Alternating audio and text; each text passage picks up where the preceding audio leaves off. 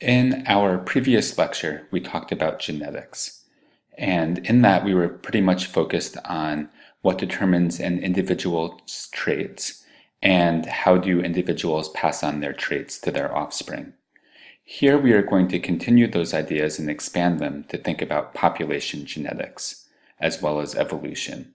And the marbles in the background are because oftentimes when we start thinking about population genetics, marbles are a good analogy for alleles, and we'll see some examples later in this lecture where we represent alleles by marbles.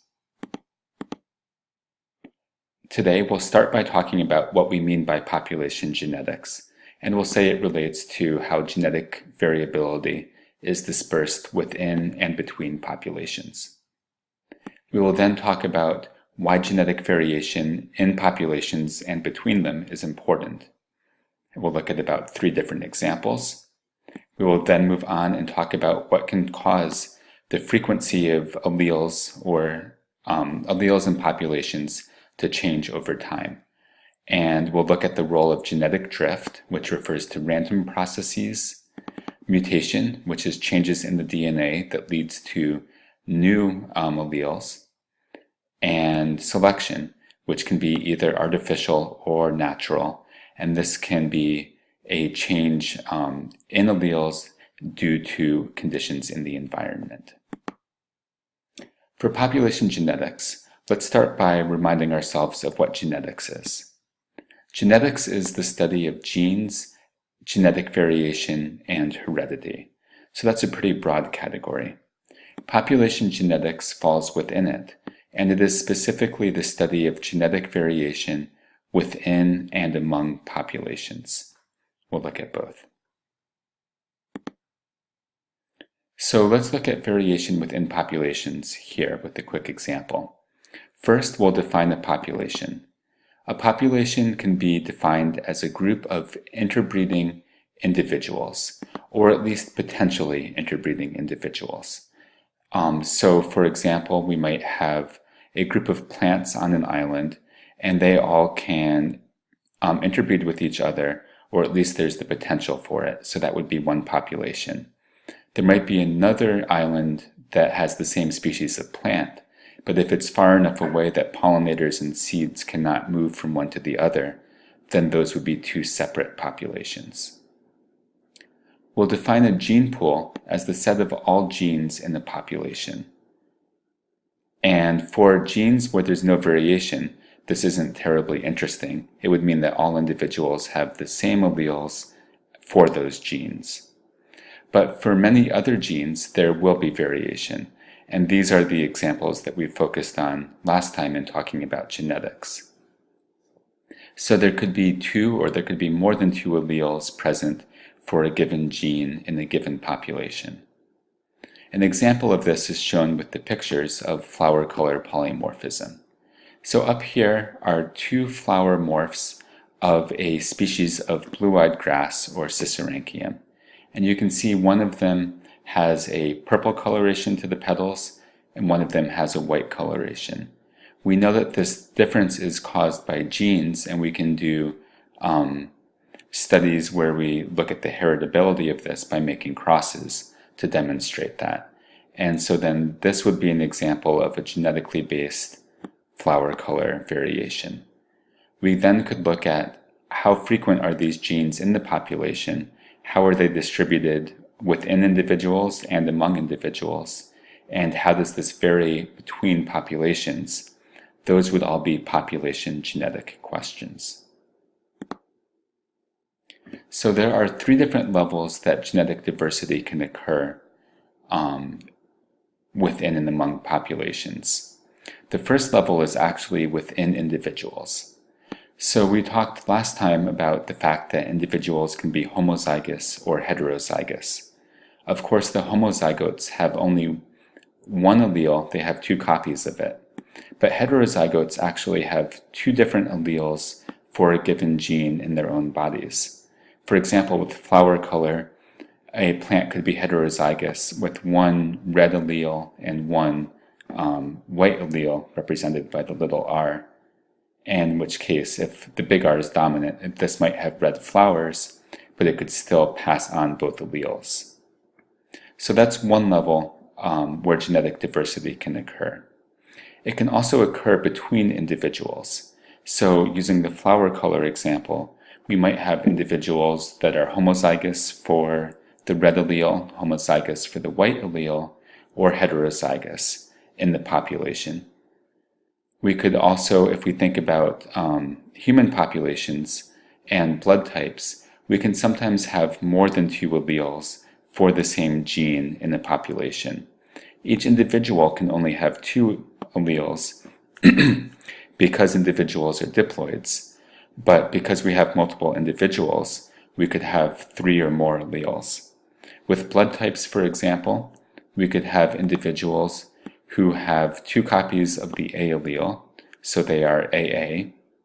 Other individuals can have one copy of A and one copy of O, so these individuals would be AO. We could have AB, BO, BB, and OO. So that's three different alleles and six different unique genetic combinations within a population. So our first level was variation in an individual. Our second level was variation among individuals within a population.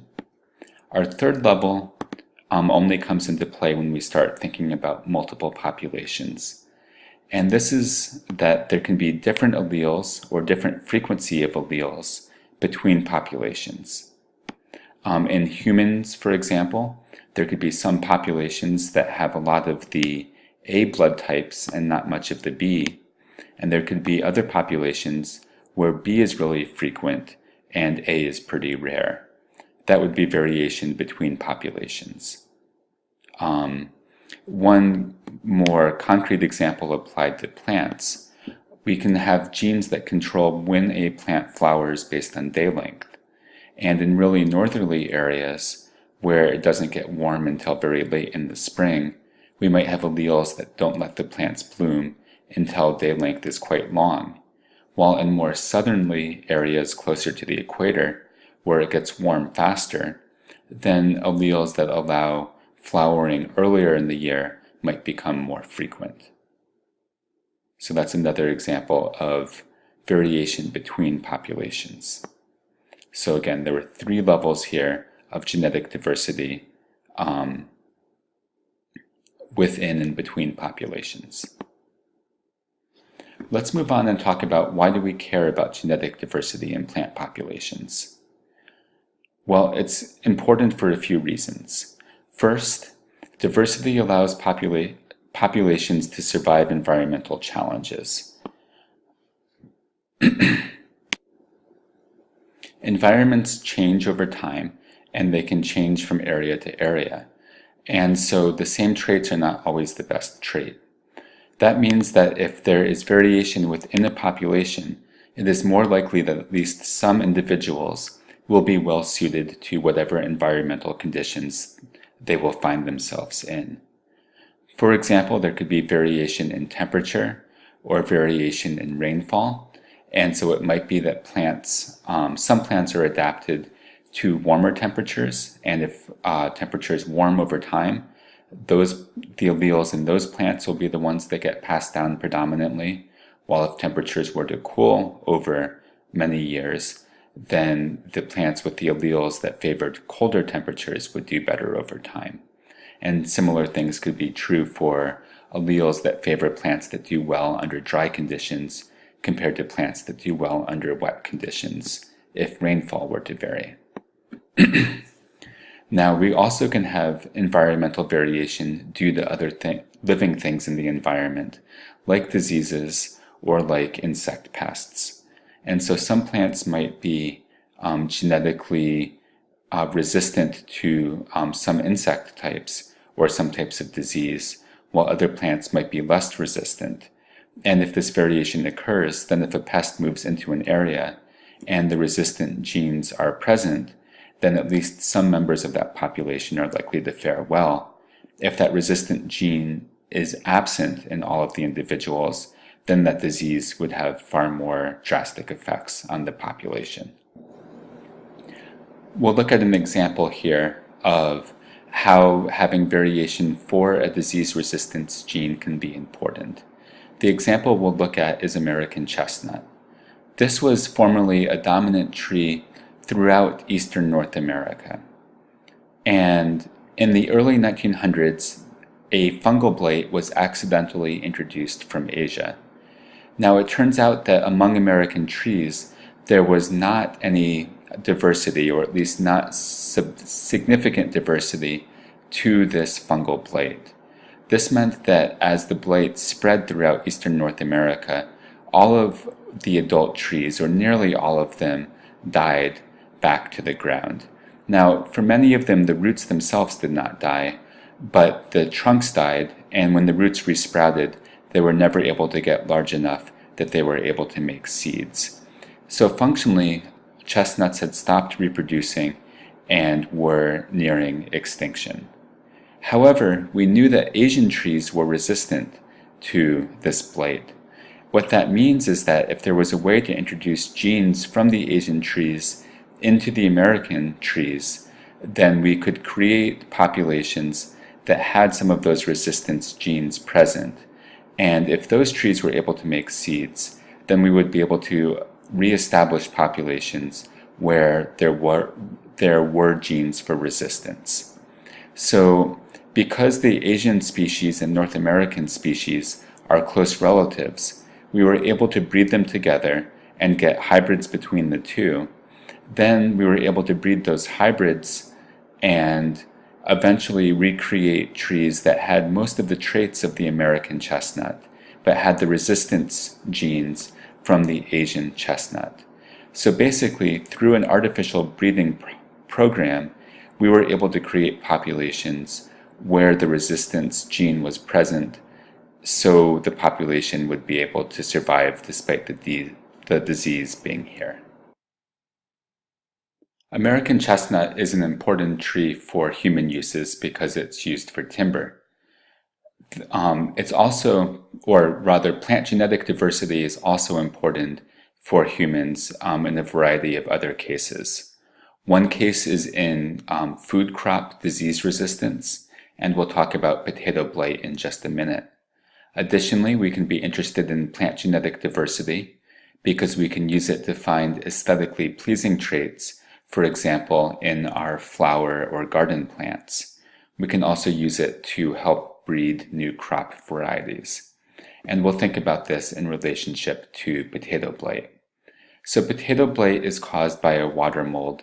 It's an organism that is like a fungus, and it causes this rotting inside potatoes. It turns them from something that is relatively edible and yummy into something that's kind of a stinky pile of mush. And this is still important today, but it was especially important in the mid-19th century, especially in Ireland when this disease got introduced, because at the time, many people got most of their nutrition from potatoes. And when this disease quickly took over the country, then potato harvests plummeted, and that led to starvation conditions, and something like 1 million people starved and 1 million people left Ireland. Now, we still have potato blight. We are able to control it partially through cultural practices. That means things like knowing when to harvest, so we harvest before the blight sets in. And we can control it partly by fungicide, so spraying the plants. But we can use a population genetic approach and see, are there varieties of potato or closely related species that are resistant to potato blight? And if so, could we breed our cultivated potatoes with those to introduce the genes for resistance, and hence be able to breed resistant potatoes that we would be able to harvest without having to spray fungicide? As it turns out, it's hard to cross our cultivated potato varieties with those varieties that naturally have resistance genes, although we know that there are resistance genes in closely related species of potato. And recently, companies have started genetically engineering our potatoes to have those resistance genes built in, which would let us grow the potatoes without using fungicide. And we'll talk later in the semester about the risks and benefits of genetic engineering. But again, this is a case where if we can get this gene into cultivated potatoes, then we can think about breeding in a way that will allow this gene to increase and be more present in a variety of potato cultivars. Another reason that we are interested in genetic diversity in plant populations is less for human uses and more just about understanding where we got so many species of plants. So there are, I'll make an estimate of hundreds of thousands of species of angiosperms. And those hundreds of thousands of species of angiosperms must have originated from populations diverging into different species. The general model for this we can simply sketch, and that is if we have two populations that are separate, then very slowly over time they will accumulate differences in the frequencies of genes within each of them. And we'll talk about how that happens through selection and genetic drift as we get further through this lecture. But let's imagine that in this population, some allele, which we'll represent by blue dots, becomes more common, and in this other population, some allele represented by red dots becomes more common. This can happen over time, and it will only happen if the populations are separate. So maybe they are on separate islands, and so they aren't able to exchange genes with each other. Or maybe they're on different sides of a mountain range or a large river or something like that. If they were able to exchange genes, then whatever genes are represented by the red in that population would become common over here, and vice versa.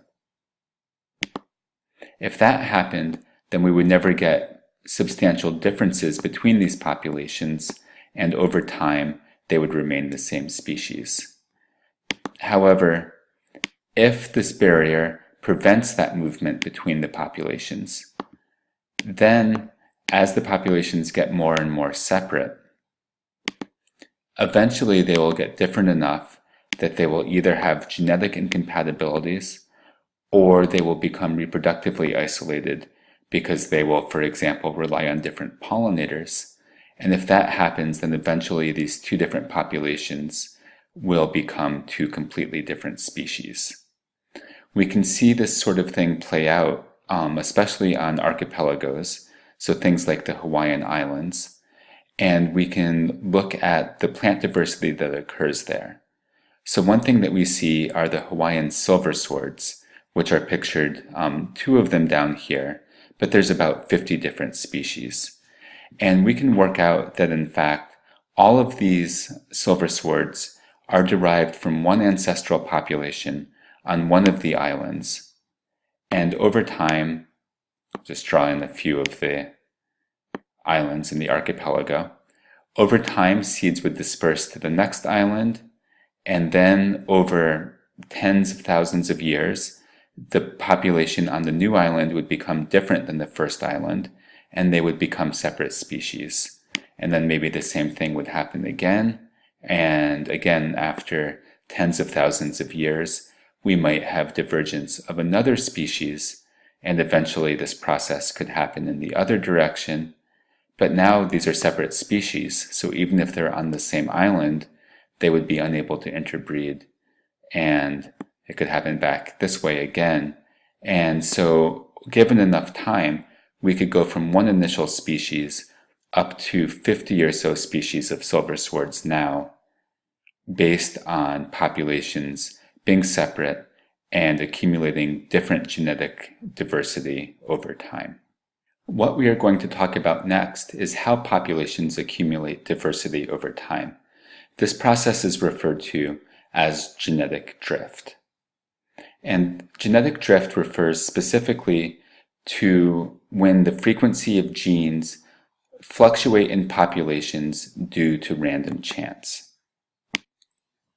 Random chance might lead to a particular allele for a gene increasing in frequency, or it might lead to it decreasing in frequency. Both are possible. And we can look at this on the graph.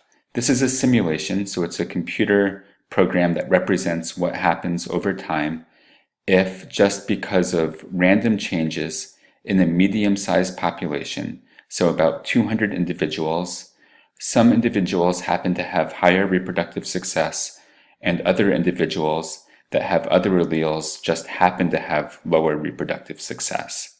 Now, in genetic drift, we're just talking about random chance. So imagine that all of the alleles have exactly the same fitness, therefore something that doesn't influence anything important. This just relates to whether this individual happened to be unlucky and whether this individual happened to be lucky in survival or reproduction. What we can see, and the y-axis here is time, so it's the number of generations.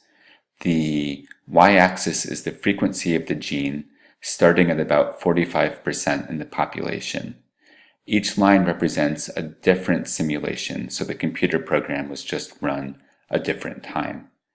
What we can see is that an allele might randomly get more frequent in the population over time, or it might get less frequent in the population over time.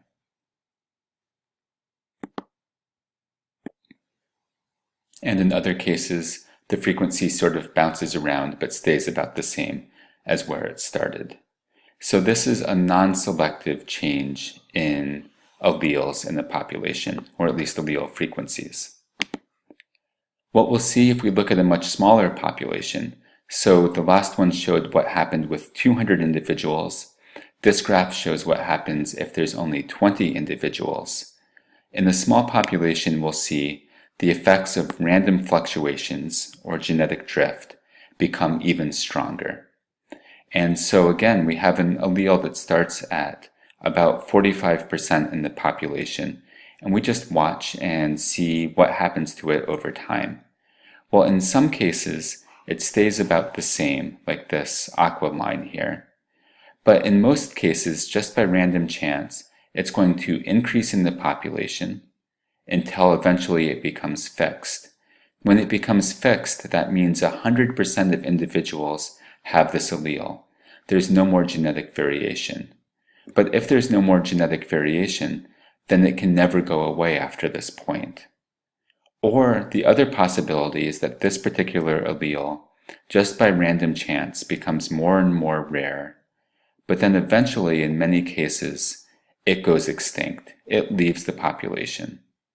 Well, once it's gone extinct, or once it is at 0% in the population, then there's no individuals left who can pass it on to their offspring because they don't have it anymore. So that means once it's gone, it will never reappear in the population. And so on that last graph, with 200 individuals, we never saw one go extinct or reach fixation. But with small populations, we see that happen much more quickly, sometimes after just 10 generations. And so this is going to be important. Generally speaking, small and shrinking populations lead to a reduction in genetic diversity. Alleles can be lost due to random chance. We just saw that. We can see it here in another graphical representation. And I mentioned marble examples at the beginning of this lecture. So what we see here is some initial large population that has about 5 different alleles for some particular gene. Maybe these are disease resistance alleles. And each different allele is represented by a different color. So you can see that yellow and red are quite common, but there's also purple and blue and green. So there's about 5 of them. And then we can imagine the population gets smaller. And we'll represent that by there simply being fewer marbles.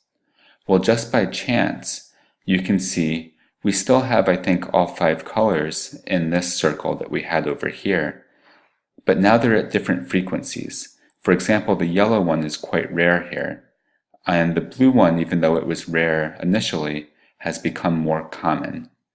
If we then have another decrease in population size, we can again represent that by having fewer of these marbles. And in this case, you can see that some of the alleles are no longer here. They've gone extinct from this population, and we're down now to only 3 different allele variants. And so this can be important if this was something like disease resistance. This large population, by virtue of having 5 different alleles, would have more likelihood of carrying the proper disease resistance for some particular disease. And as populations get smaller, they're more and more likely to lose that disease resistance. And so the lesson for this, or from this, for conservation, is that we always want to try to maintain large populations and, when possible, interbreeding populations. That will allow us to maintain as many alleles as possible, which will help to prevent this loss, which could be harmful. A corollary of this that your book discusses is that small populations in zoos or gardens might not be adequate for maintaining genetic diversity, because even though the plants or animals are there and being cared for, if they've lost important alleles from their population, they might be susceptible to problems. And along these lines, if we're designing nature preserves, we want as large as possible, because that will maintain more individuals, and if we have more individuals, we will also are more likely to retain genetic diversity within the populations. And so here's just one example. This is obviously an animal example. I wanted to include it because I can't think of a cuter animal than this. This is the greater prairie chicken.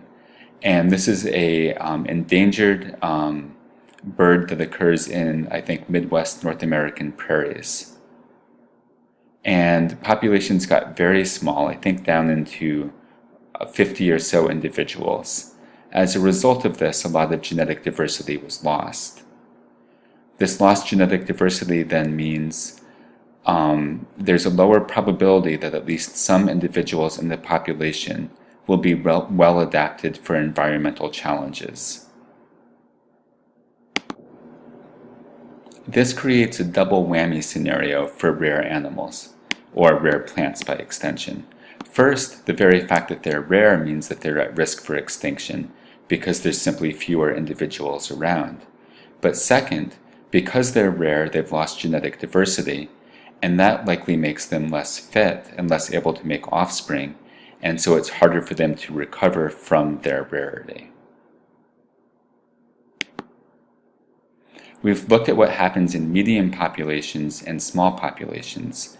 Now let's look at what happens in large populations. So if our medium population was 200 individuals, this graph shows how allele frequencies are expected to change by chance alone if there are 2,000 individuals in the population.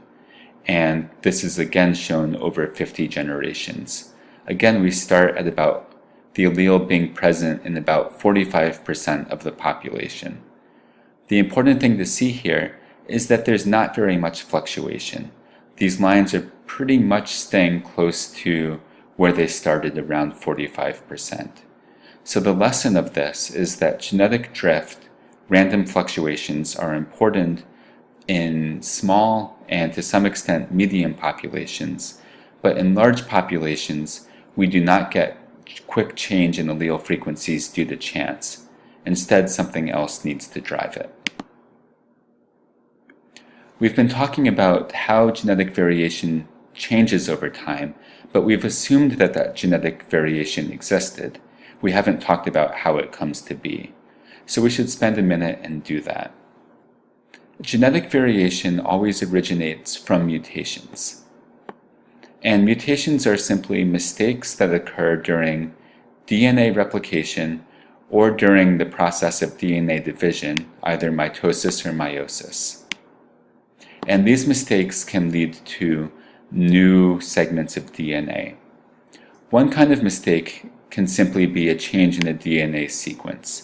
So we could add, for example, if we had a sequence of a TTC or something like that, when this gets copied, a mistake might get made, and we might end up with a CTC. That would be a simple point mutation. Another way a mutation could happen is when this ATTC got copied, we could lose one of these t's by mistake, and that ATTC could become simply ATC.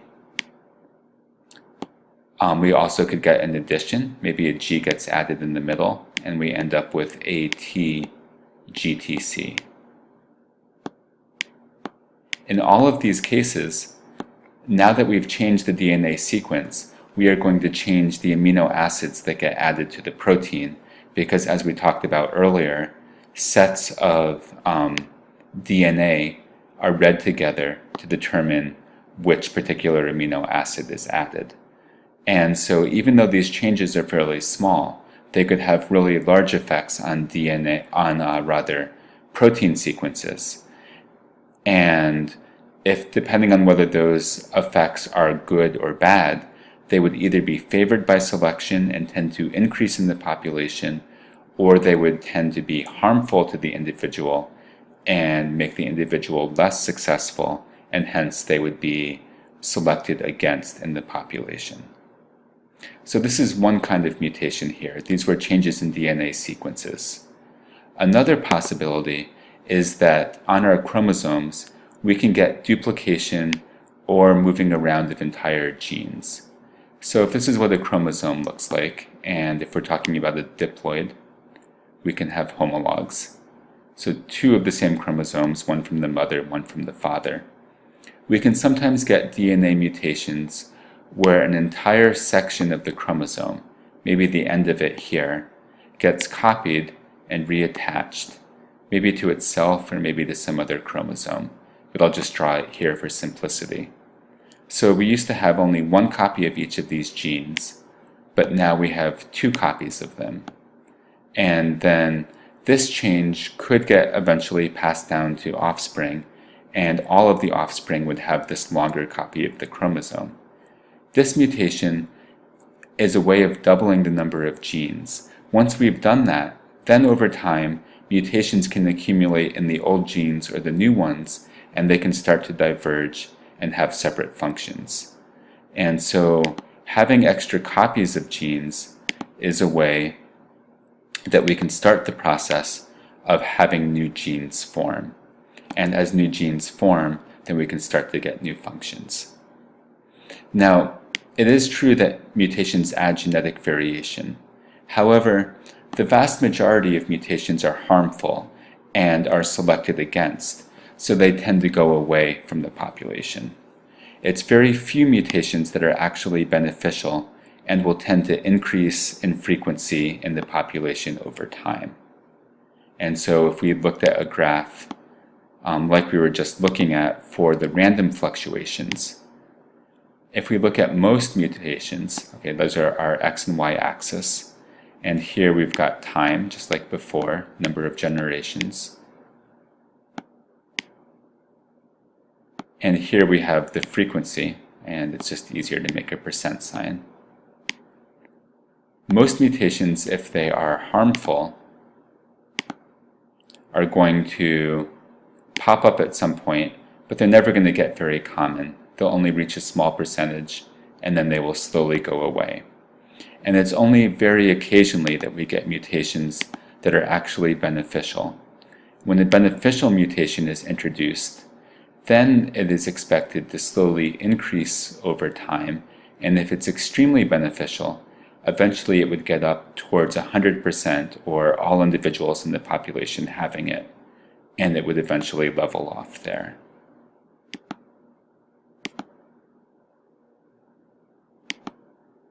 So that's where genetic variation comes from. Now we'll talk about the process that leads genetic variation to be selected for or selected against. And so we can have two kinds of selection in populations. Either kind of selection is going to generally refer to conditions that change allele frequencies, either increase or decrease them. First, we can have artificial selection. And this is when organisms have differential survival or reproductive success caused by human preferences. Now, they do not always have to, but usually these cases are going to relate to breeding, either of animals or of plants, which of course is our interest here. So for example, if we had a gene introduced that made potatoes resistant to potato blight, we would select for that gene, and it would be expected to increase in frequency in the population. That would be artificial selection causing it. We can also have natural selection. Natural selection is when organisms within a population have differential survival or reproduction related to some trait, but it's caused by their environment, not specifically by humans. The two ideas are very similar, however, in how they act.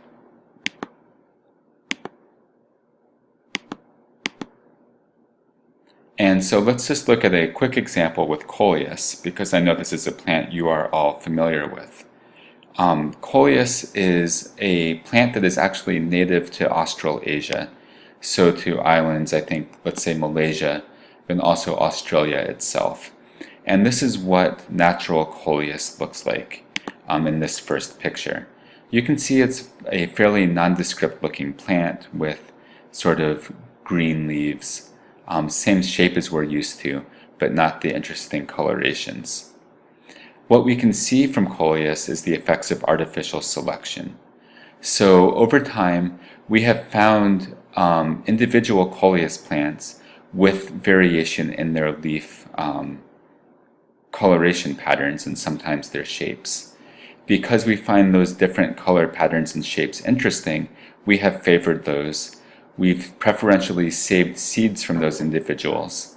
And then later we started just making new plants by making cuttings like you're doing yourselves right now.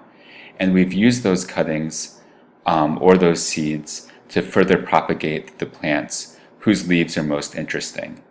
So over time, you can imagine a rare mutation that might cause a leaf to look like this one right here. Because we like that leaf, we propagate this plant, and this plant increases in frequency in the world. It starts spreading to gardens more broadly, maybe even gardens on new continents. And so that means that this cultivar's frequency has increased. We can do that for several varieties, and now the result of this is that we have a variety of interesting looking coleus, all originating from these initial plants that were fairly, at least much less interesting looking. If you were to take our cultivated coleus, like these varieties over here, and plant them interspersed with native coleus under natural conditions, I am guessing what you would find is the natural coleus would do much better, and our interesting looking ones wouldn't do very well, because the things that make them look interesting and make us favor them in a garden setting are not traits that will help them photosynthesize well in nature.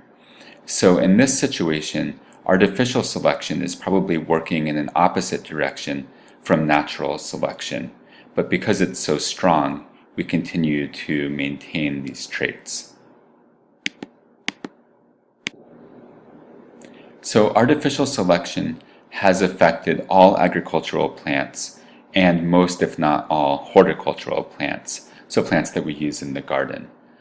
And we will talk, when we talk about the origins of agriculture, about some of the traits that we consistently select for when we are selecting plants for cultivation.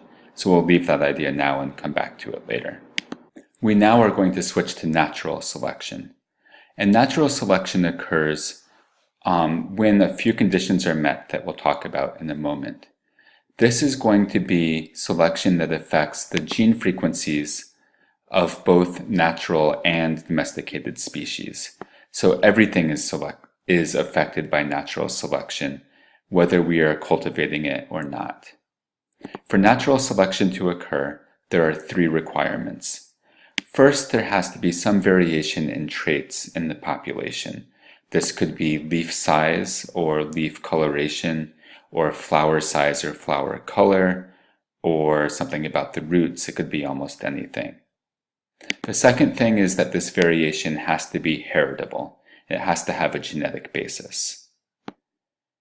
Third, there has to be variation associated with either the ability to survive or the ability to reproduce. So individuals with one trait, maybe the larger leaves, have to either survive better or reproduce better than individuals with the other trait, maybe the smaller leaves. If all of those three things are true, then we can get a change in gene frequencies over time. Whichever individuals have higher survival or higher reproductive capacity, the traits associated with them and the alleles that led to those traits are going to increase over time, and the alleles associated with the variety of the trait that is less conducive to survival or reproduction is going to decrease over time. And so we could expect,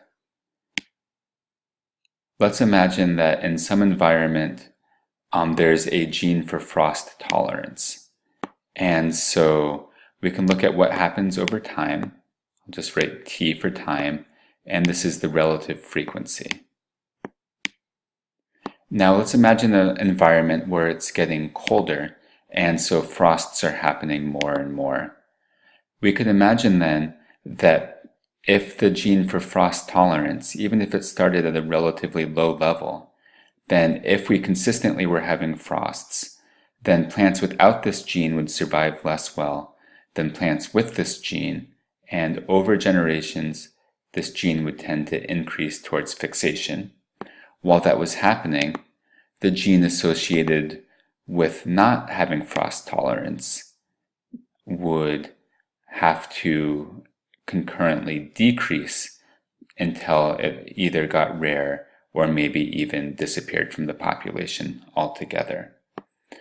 If there was variation in frost tolerance, but this was not a heritable trait, then it would not lead to genetic changes over time.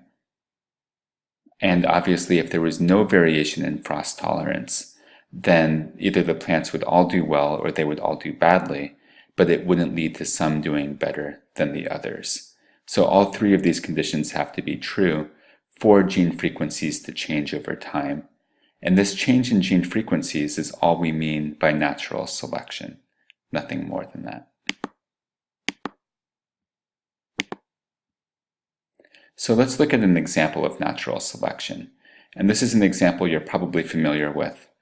From other classes, I added one small additional part to it. This is cacti. So cacti are plants adapted to dry conditions and usually hot conditions. So they have a variety of traits that make them well suited to this environment. For example, they have a thick cuticle, or that's the waxy layer on the outside of the stems and leaves. They have a thick stem. This can hold water, and this is a plant form that reduces exposure to the environment. Because the stem is thick, there's less surface area per unit of volume of the plant. Third, cacti have lost their broad leaves over time, and they've been replaced by needles, and your book talks more about that. So those are three conditions, or three traits that are all conducive to dry environments. Now, our evidence that this is due to natural selection is that other plants living in similar environments that are not cactus relatives have developed similar traits. The most obvious of these is the African euphorbs, and that's pictured right here. This is a euphorbia. It looks a lot like a cactus, but it's actually not a close relative. This is a much closer relative of poinsettias, although you would never recognize that from the appearance. But again, we see a thick stem, we see a thick cuticle, and we see the loss of leaves and the presence of needles. A third example is this Australian cactus-like plant. This is actually related to the beans, not to either the euphorbs or the cactus. But we again see similar traits, especially the loss of leaves and the thick stems. So when we see repeated patterns of similar traits in similar environments, that's an indication that natural selection has probably led to those traits.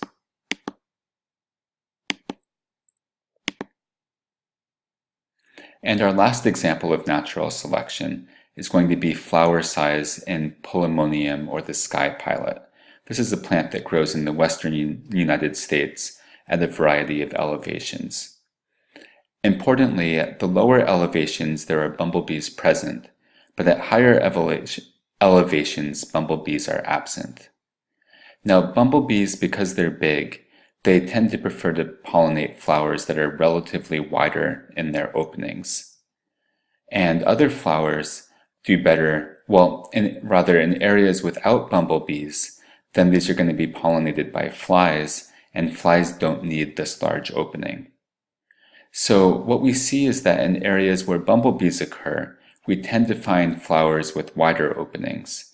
In areas without the bees, we tend to find flowers with narrower openings. And so that's consistent with natural selection, selecting for wider flowers.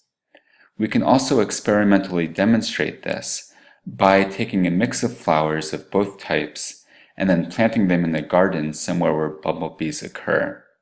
And we can see which ones bumblebees pollinate most effectively and which ones make the most seeds. And what we see is that in these experimental gardens, the ones with the wider openings are the ones the bees visit more and the ones that get pollinated more and make more seeds. And so that's experimental evidence then that in fact natural selection by bumblebees is what has selected for the wider flower openings of these flowers in areas where bumblebees occur. I'm going to end with some final thoughts about all of today's lecture. First, I want to emphasize that small and isolated populations tend to lose genetic diversity, especially by the mechanism of genetic drift. And when this genetic diversity is ultimately lost, it cannot be replaced because there's no longer genetic variation to add it back in. And so from a conservation perspective, trying to keep populations from becoming small and isolated is important. Second, I want to emphasize that evolution by natural selection requires genetic variation in populations. A corollary of this is that the traits that we see in organisms are not necessarily the best possible traits. It's always possible that there's some trait that would be better, but it simply doesn't occur because there's no genetic variation for that trait within the population. So as a sort of silly example, humans might be better off with wings. However, we are never going to evolve wings because we don't have any genetic variation for this trait that we can start with that would eventually lead wings to develop. We are going to go on from this lecture in the next lecture and talk about one repercussion of natural selection and genetic drift in isolated populations. That is that the populations can diverge from each other and eventually speciate, like we talked a little bit about with the silver swords example, but we'll talk about that in more depth.